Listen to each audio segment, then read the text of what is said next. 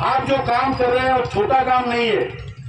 मंडप में, ठंड में, बारिश में, धूप में यहाँ आकर यहाँ जो आप तपश्चर्या कर रहे हैं, ये तपश्चर्या का फल पूरे भारत के पेंशनरों को मिलेगा।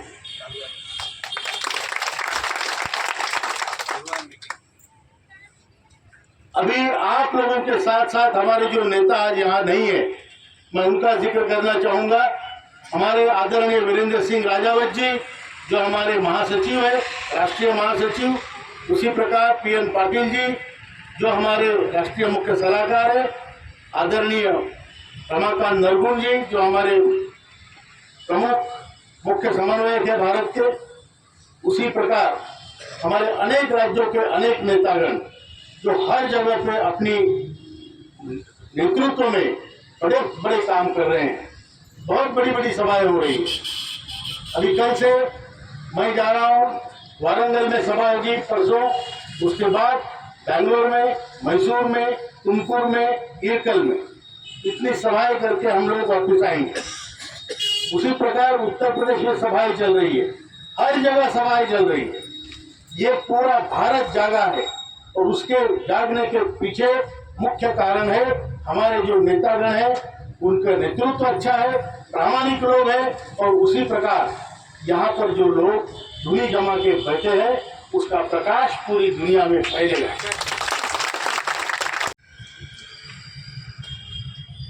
आपके संघर्ष की दखल कॉग्निजेंस आदरणीय प्रधानमंत्री जी ने 2 बार लिया।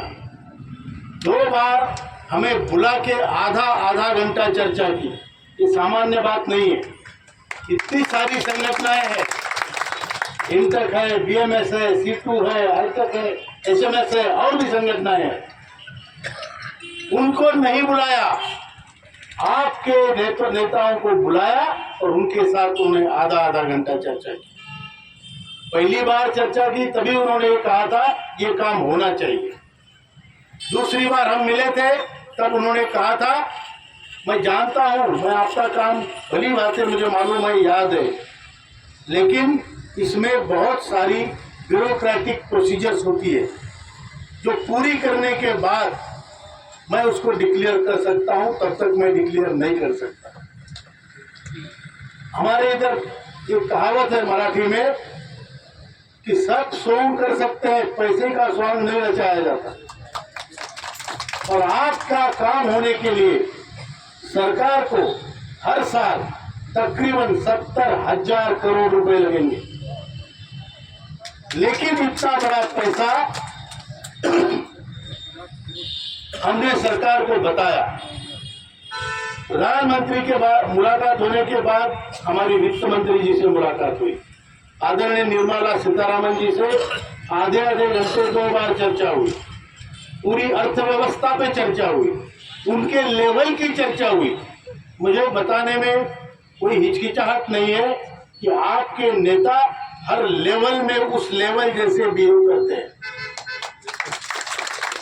और जब ये चर्चा हुई तो उनको भी समझ में आया कि ये लोगों का जो उद्देश्य है वो केवल पैसा निकालना नहीं है, वो कुछ करना भी चाहते हैं देश के लिए, समाज के लिए, और इसलिए उन्होंने ये बात बिल्कुल मानी है कि हम लोग आपके साथ हैं। उसके बाद ये चौथे वित्त मंत्री लेबर मिनिस्टर है जिनके साथ हमारी चर्चाएं हो रही है।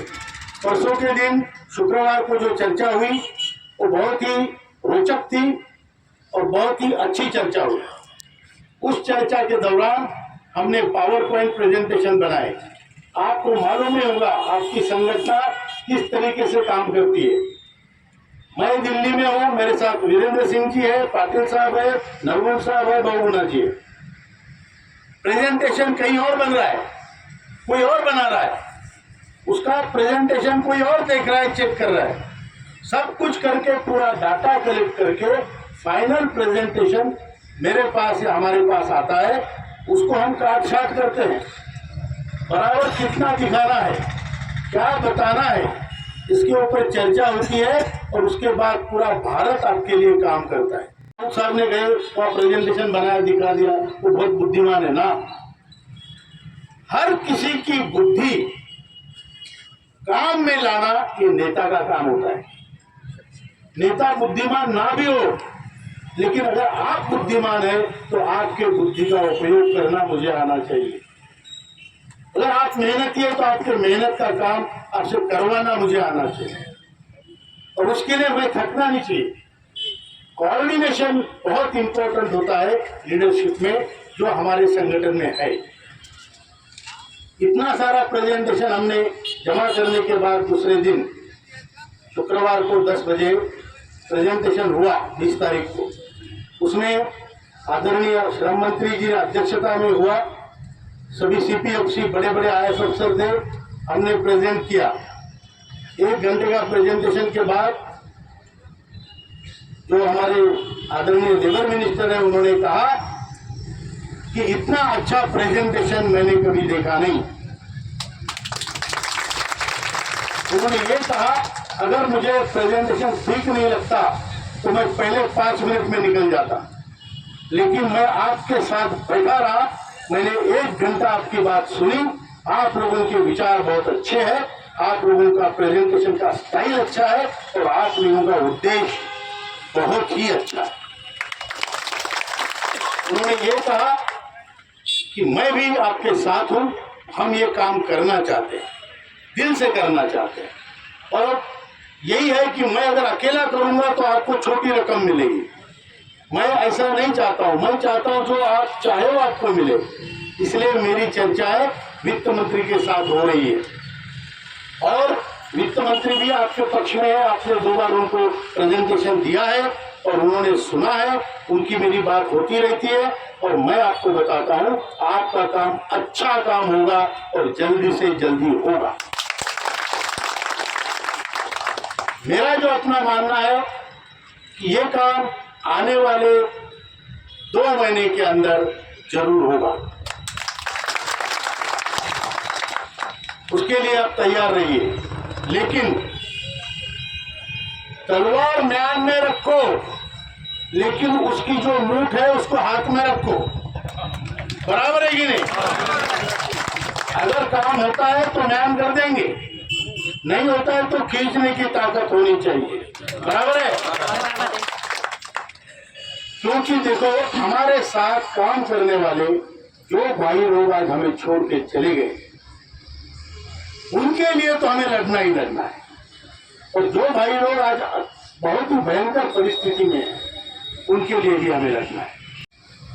सवाल ये नहीं है कि कोई 120 रुपए दे रहा है कि नहीं दे रहा है, वो उसका अपना अधिकार है। तो देना चाहता है जो देगा उसका भला, ना देगा उसका भी भला। बराबर है ना? मैंने पहले भी कहा, ये संगठन जो चलता है वो किसी मंदिर की तरह चलता है, कि कोई वो डब्बे में डाले ना डाले कोई भगवान चेक नहीं करता आपको, लेकिन उसको प्रसाद भी मिलता है, खाने को भी मिलता है। तो ऐसा है, अब आपको देना चाहते हो, आपकी दिल की इच्छा है कि चलो मुझे लगता है मैं इसमें डालूं तो डालो, नहीं डालना है तो मत डालो, लेकिन खाना खा के जाना, खाना जरूर खाना। 120 रुपया जो नहीं देगा उसको भी पेंशन बढ़ेगी। मैं आपको अभी बता रहा हूं, आप अगर 120 रुपया ना दो 1 साल के, तो भी आपकी पेंशन बढ़ने वाली है। तो जिसको देना है दो, जिसकी श्रद्धा है वो दो, जिसकी श्रद्धा नहीं है वो मत दो, लेकिन प्रसाद मिलेगा जरूर। तो हमारा काम होने वाला है, और उसके लिए बजट में प्रोविजन भी होगा, और आप सब लोगों के चेहरे पर, पूरे देश के 78 लाख लोगों के चेहरों पर हंसी हम देखना चाहते हैं, मुस्कुराहट देखना चाहते हैं। तो सभी लोग देखेंगे, हम लोग देखेंगे। मेरी एक विनती है, अगले 3 महीने तक मरना नहीं, अगले 3 महीने तक मरना नहीं। यमराज आता है तो बोलना भैया 4 महीने बाद आ जाना, फिर तेरे को भी मैं थोड़ा सा मेरा पेशेंस हो रहा है, हमारा काम होने दो, फिर तुम्हारा काम करेंगे। तो यही मेरा कहना है, आप खुश रहो, और मैं बताता हूँ आपका काम जरूर होगा। हम सब लोगों के चेहरे पर खुशी होगी, सभी पूरी कायनात हमारे साथ है। पूरा निसर्ग हमारे साथ है, पूरी सिस्टम हमारे साथ है, क्योंकि हमारे मन में खोट नहीं है। हम दिल से, प्रामाणिकता से, पारदर्शिता से काम करते हैं और करते रहेंगे। इसके लिए पूरा भगवान का जितना भी सिस्टम है वो हमारे साथ है। पूरी पॉलिटिकल जो हमारी विंग है वो हमारे साथ है, ब्यूरोक्रेटिक लोग हमारे साथ है, सामान्य लोग भी हमारे साथ है, और इसलिए हमारा काम होगा, जरूर होगा। आप बिल्कुल निश्चय करिए। हमने मंत्री जी को बताया, मंत्री जी को हमने कहा कि आपके पार्टी का, बीजेपी का जो सपना है, जिसको आप अंत्योदय कहते हैं, आखिरी इंसान का उत्थान, लाइन में लगे आखिरी इंसान का उत्थान, उसको अंत्योदय आप बोलते हैं, वो अंत्योदय का ये आपके लिए सबसे बड़ा उदाहरण होगा, जिसमें जो शक्तिहीन है, अर्थहीन है, उस आदमी को स्वाभिमान देके खड़ा करना, ये आपकी जिम्मेदारी है। उसमें हम आपका साथ देंगे। उनको हमने ये भी कहा कि हमारे देश में हम वृद्धाश्रम खोलते हैं। क्यों? क्योंकि बच्चे अपने माँ बाप को नहीं पालते। अगर आप उन माँ बाप को उसी घर में फाइनेंशियली एम्पावर करो, उसको 10,000 रुपए दे दो, तो उसका बच्चा प्यार के लिए नहीं, कम से कम 10,000 के लिए उसकी देखभाल करेगा, और आपको वृद्धाश्रम खोलने की जरूरत नहीं पड़ेगी। इसके कई फायदे हैं। जो आदमी अपने घर में 10,000 रुपए पाएगा, वो अपने नाती पोती को 200 रुपए, 100 रुपए कभी कभी हाथ में दिया करेगा। पहली पीढ़ी का तीसरी पीढ़ी से संपर्क बना रहेगा। जब पहली पीढ़ी का तीसरी पीढ़ी से संपर्क बनता है, तो वहां संस्कृति का वहन होता है। अभी बच्चे हमारे पास क्यों नहीं आते? उनको मालूम है कंगाल है सारा दादा, क्या देगा, चॉकलेट तक नहीं दे पाता। बराबर है अम्बर सर, चॉकलेट तक नहीं दे पाता कि, और जब भी जाते हैं ज्ञान खिला देता है 2-4। हमारे जमाने में ऐसा था। तो बता, आज की बात करो ना दादा, आज क्या है तुम्हारे पास? तो इसलिए हमने उनको बोला कि पहली पीढ़ी का आर्थिक सशक्तिकरण बुजुर्गों का बहुत जरूरी है, अगर हमें संस्कृति का वहन करना है। और एक बात हमने कही कि देश की, मेरे आपके देश की संस्कृति मातृदेवो भव, पितृदेवो भव, गुरुदेवो भव। अगर हम अपने माँ बाप को फाइनेंशियल एम्पावर नहीं करेंगे, तो उनका अपमान उनके ही घर में होता रहेगा, और ये मातृदेवो भव का प्रिंसिपल हम नहीं बचा पाएंगे। हमारा कर्तव्य है जिसको हम बचाएं। ये सारी बात हमने उनसे कही, और उनको ये भी कहा है, और जो सच है मैं आपको भी कहना चाहता हूं, उजागर बात है। 1952 में कामगार कायदे में सुधार हुए थे, जो कामगार कानून थे। तब डॉक्टर बाबा साहेब आम्बेडकर कानून मंत्री थे। उसमें यह सुधार हुए कि भाई 8 घंटे की ड्यूटी होनी चाहिए, एक हफ्ते में एक बार छुट्टी होनी चाहिए, गर्भवती स्त्रियों को थोड़ा सहूलियत मिलनी चाहिए। ये सुधार तब के हैं। पेंशन तब भी नहीं बढ़ी थी, 1 पैसा भी पेंशन नहीं थी। 1971 से पैसे 2 रुपए 5 रुपए फैमिली पेंशन बढ़ी। 95 में थोड़ा सुधार करने की कोशिश की, जो अभी नहीं है, मतलब उसका पूरे प्रोविजन वापस ले लिए। इसलिए हमने उनको, और 7,500 महंगाई भत्ता, मिनिमम पेंशन के तौर पे अगर मिलता है, तो कामगार जगत में ये सबसे बड़ा सुधार होगा, और इसके लिए मोदी जी का, आपका नाम स्वर्ण अक्षरों में लिखा जाएगा। जो बात उन्हें सही लगी और सच है, इतना बड़ा सुधार कामगार जगत में कभी नहीं हुआ था, वो होगा। इसलिए उनको हमने कहा ये काम में आपको बहुत ज्यादा इनिशिएटिव लेना पड़ेगा। हमने उनको ये भी कहा इसके आगे भी कामगार के कल्याण के लिए जब भी जरूरत पड़ेगी हमें बुलाओ, पूरी संगठन आपके साथ आएगी। लेकिन जब भी कामगारों पे अत्याचार होगा तो यही संगठन रास्ते पे आएगी। ये हमने उनको स्पष्ट किया है, उनको भी ये बात सही लगी है।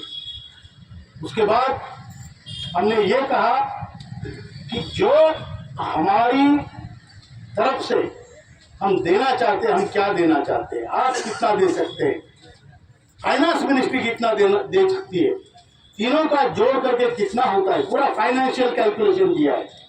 और उनको ये बताया है कि जो मिनिमम पेंशन 1000 और उसके नीचे जो लोग हैं, जिसको 500, 700, 800, वो सभी लोगों को 7500 महंगाई भत्ता मिलना चाहिए। जिसके 2000 है उसको 8500 और महंगाई भत्ता मिलना चाहिए। जिसके 3000 है उसको 8000, 7 और 3, 9000 और महंगाई भत्ता मिलना चाहिए। मतलब कि जो जिसकी पेंशन है आज की तारीख में, उसमें 6500 आप जोड़ो और उसको महंगाई भत्ता लगाओ। ये हमने मांग की है। तो आपकी पेंशन 1200 है तो 1200 प्लस 6500, ऐसा मतलब आपकी जो पेंशन, आपकी जो पैरिटी है, न्याय करना है तो सभी को एक साथ मत बांधो, आप उसमें मिलाओ। तो जिसको 1200 है, जिसके 1000 है, उसका 200 का डिफरेंस महंगाई भत्ते के साथ चलता रहेगा। इसको पैरिटी हो, तो ये पैरिटी और रखेंगे, ये हमने उनको कहा है। रही बात आयुष्मान भारत योजना, तो सरकार ने अभी जाहिर की है कि 70 साल की उम्र के बाद सबको आयुष्मान भारत योजना लागू होगी। लेकिन हमने ये कहा है कि EPS 95 के लोगों को, कामगारों को आरोग्य सुविधाएं 58 साल के रिटायरमेंट के बाद तुरंत होनी चाहिए। इसका कारण ये है, कामगारों का काम कठिन है अलग अलग क्षेत्रों में, तो जब वो काम करके रिटायर होते हैं, उनके आरोग्य की हालत अच्छी नहीं होती, वो 70 साल तक वेट नहीं कर सकते। तो आप 58 साल में उनको आरोग्य सुविधा दीजिए। तो उन्होंने हमारा पूरा प्रेजेंटेशन खत्म होने के बाद ये भी कहा कि ये बात हो सकती है, 70 साल के बाद आप वैसे भी आयुष्मान भारत में जा सकते हो। तो 58 से 70, ये 12 साल का जो गैप है, उसको हम उस CSI कौन सा होता है ना, मेडिकल फैसिलिटी होती है, कुछ छोटे से पैसे भर के, उसमें हम आपको जोड़ सकते हैं। उसके बाद आप कन्वर्ट हो जाओगे। इस टाइप का विचार कर रहे हैं। तो कहने का, और दूसरी बात हमने एक महत्वपूर्ण कही है, हमने कहा आप कोर्ट केसेस से परेशान है, हायर पेंशन की केसेस इतनी पड़ी है कि आप परेशान हो। दूसरी बात, जो हायर पेंशन में एप्लीकेशन कर रहा है उसको खुद मालूम नहीं मेरे को कितना पेंशन मिलेगा, उसको पैसे भरने पड़ते हैं, किसी को 20 लाख, किसी को 15 लाख, कहाँ से लाएगा इस उम्र में। तो हमने उनको बोला, और इतना पैसा 15 लाख वहां भरूंगा मैं, तो उससे अच्छा मैं बैंक में डाल दूं, मेरे को ब्याज भी मिलेगा और 15 लाख वापिस मिलेगा ना, यहाँ तो गए।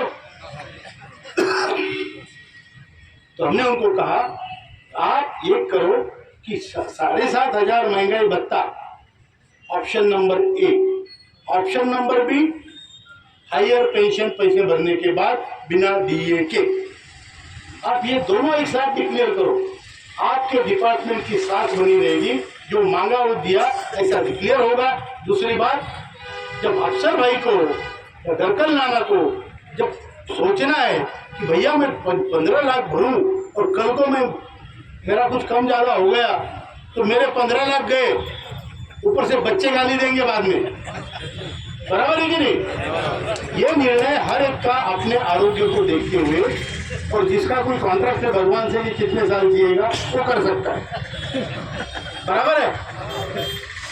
इसलिए हमने बोला दोनों ऑप्शन एक साथ डिक्लेयर कीजिए।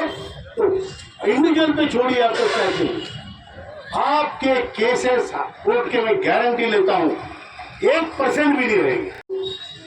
फिर हमने उनको ये भी बोला है कि इसके आगे इस फंड को विश्व का सबसे बड़ा फंड बनाने की जिम्मेदारी आपके साथ हम भी लेते हैं। 7.5 करोड़ अंशदान लोग करते हैं, 7.5 करोड़ लोग, और 30 करोड़ लोग पूरे देश में कार्यरत है। तो ये जो डिफरेंस है 4 टाइम्स का, वो डिफरेंस 7.5 गुना 4 बराबर 30, इसके तिगुना जो कामगार वर्ग है उसको अंदर लाने के लिए, स्कीम में लाने के लिए हम आपको भरपूर मदद निकल जाएंगे। ये बात भी उनके समझ में आई है, हमने आपकी बाजू अच्छी तरीके से रखी है। और जो हमारे लेबर मिनिस्टर है वो भी बहुत खुश हुए, तो हमारे विचारों से, हमारे संगठन के तौर तरीके से, और हमने जो निर्णय बीच में लिए, कुछ निर्णय हमने लिए, आंदोलन पीछे लिया। क्यों लिया? क्योंकि जब काम हो रहा है तो जबरदस्ती उंगली करने में क्या फायदा है? बराबर है कि नहीं? तो इसलिए हमने वापस लिया और उसका परिणाम अच्छा हुआ। वो खुश हुए, उन्होंने पूरा प्रेजेंटेशन सुना और जल्दी ही हमारा काम होने वाला है और आप जीतने वाले हैं। लेकिन एक बात मैं जाते जाते कहना चाहता हूं, एक बात मैं जाते जाते कहना चाहता हूं कि संगठन फिर भी बना के रखिए।